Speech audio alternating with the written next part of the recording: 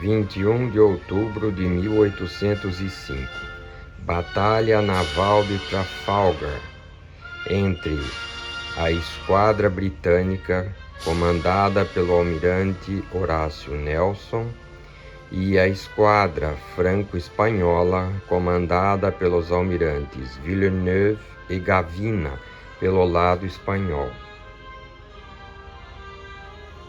Nelson é um herói trágico, combatendo a frota francesa no Mediterrâneo na Batalha do Nilo em 1798. Nelson já havia perdido o braço e o olho direitos. Ainda assim, continuou na ativa na frota britânica e em 1801 venceu novamente a frota francesa na Batalha Naval de Copenhague. Napoleão desejava conquistar a Europa continental, porém precisava vencer antes a Inglaterra. Planejou uma invasão das Ilhas Britânicas. Para isso precisava destruir a Royal Navy. Tentou reunir as esquadras francesa e espanhola, que era sua aliada, porém, sem sucesso, determinou que ambas fossem para Cádiz, na Espanha, a fim de se reagruparem e rumarem para Nápoles, na costa sul da Itália, onde Napoleão precisava combater uma aliança que se formava contra as suas tropas. Villeneuve era um almirante sem nenhuma imaginação, ao contrário de Nelson, um dos maiores almirantes da história.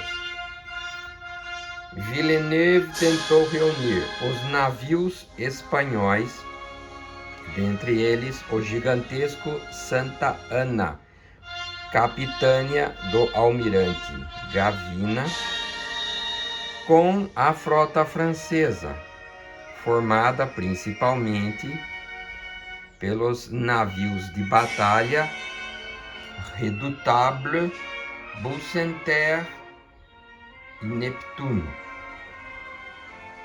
A frota franco-espanhola tinha 33 navios de linha, como eram chamados os navios mais poderosos naquele tempo. Os ingleses, 27. Essa superioridade dos navios franco-espanhóis poderia garantir a vitória contra a esquadra de Nelson. Não fosse a péssima qualidade dos almirantes franceses, a inexperiência dos marinheiros espanhóis e a força moral e bruta da Royal Navy, reunida em torno do capitânia de Nelson, o HMS Victory. Nelson tinha como vice-comandante, o almirante Collingwood, a bordo do navio de linha Royal Sovereign.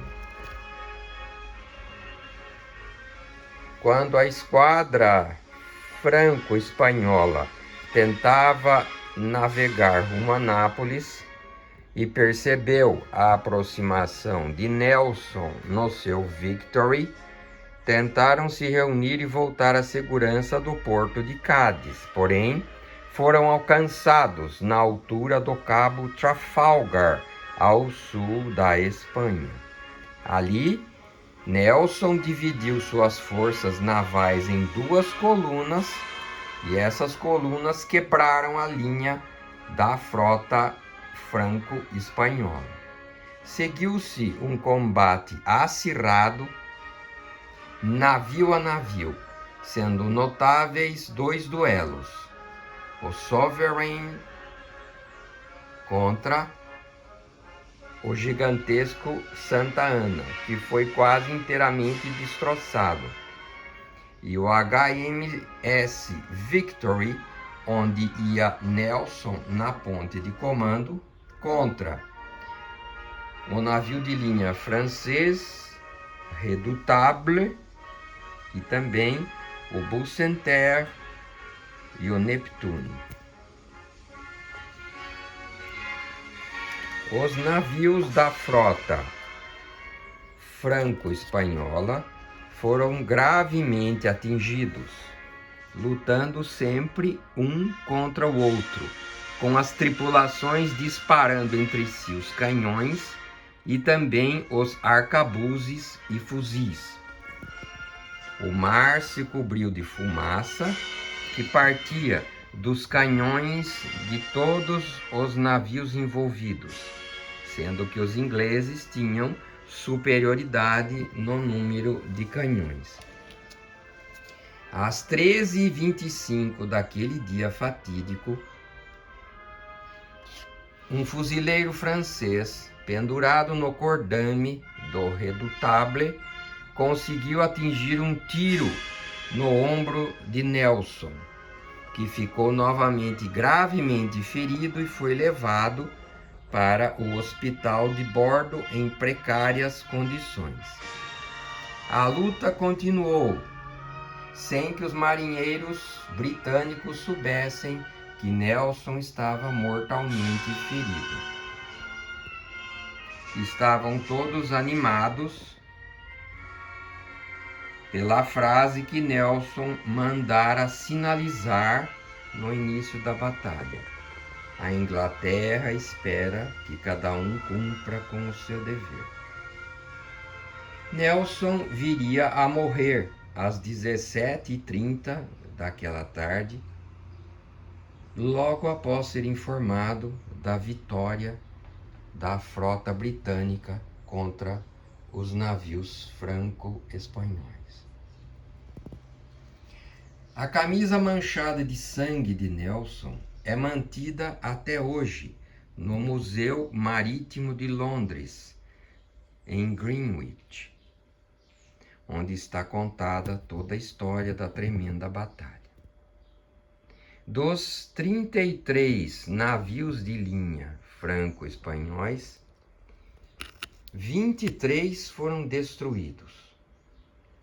O restante se rendeu e depois se perdeu numa tempestade ocorrida logo depois.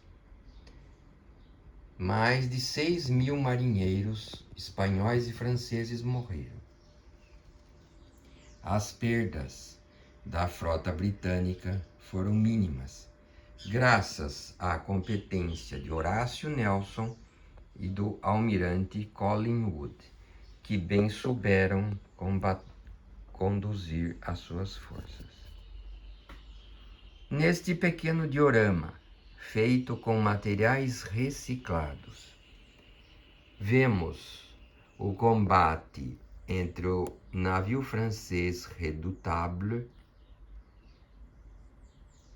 e o HMS Victory de Lord Nelson. Vemos também o Royal Sovereign do almirante Collingwood combatendo o gigantesco navio de linha espanhol Santa Ana.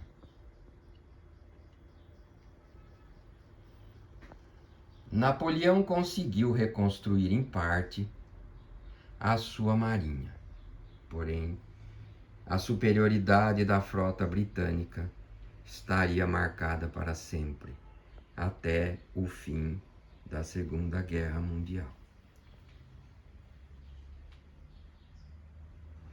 A importância de Trafalgar, a paralisação do ímpeto da invasão pretendida por Napoleão, ultrapassa a história do século XIX, mas tem, na história do Brasil, uma curiosa consequência.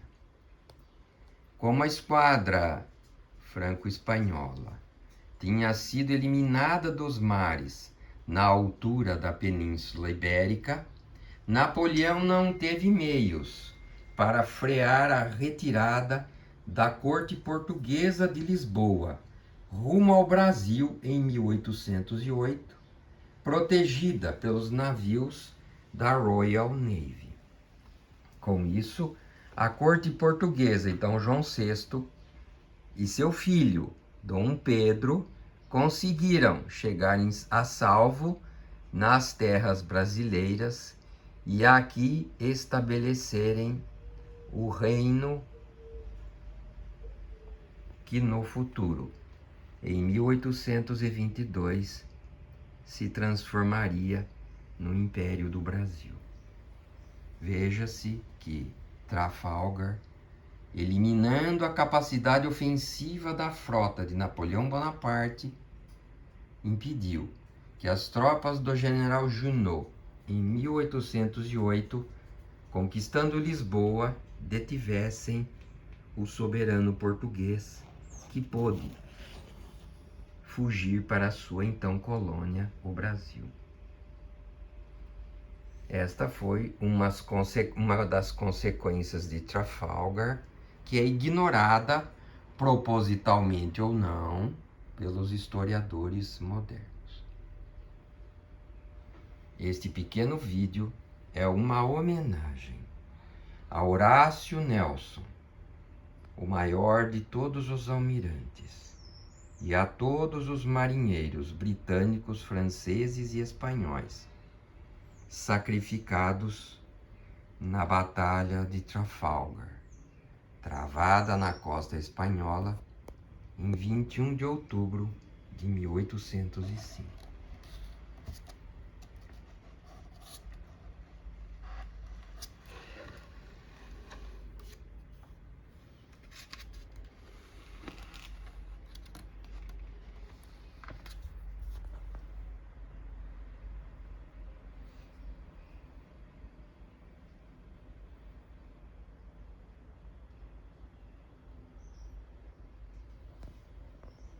Se você gostou desse nosso trabalho, deixe um comentário e um like abaixo para nos estimular a continuarmos fazendo estes dioramas que não têm nenhum conteúdo ideológico, apenas conteúdo histórico narrativo, como este que conta a Batalha de Trafalgar, o heroísmo e o sacrifício de Horácio Nelson, num tempo onde até mesmo as guerras tinham um componente de cavalheirismo.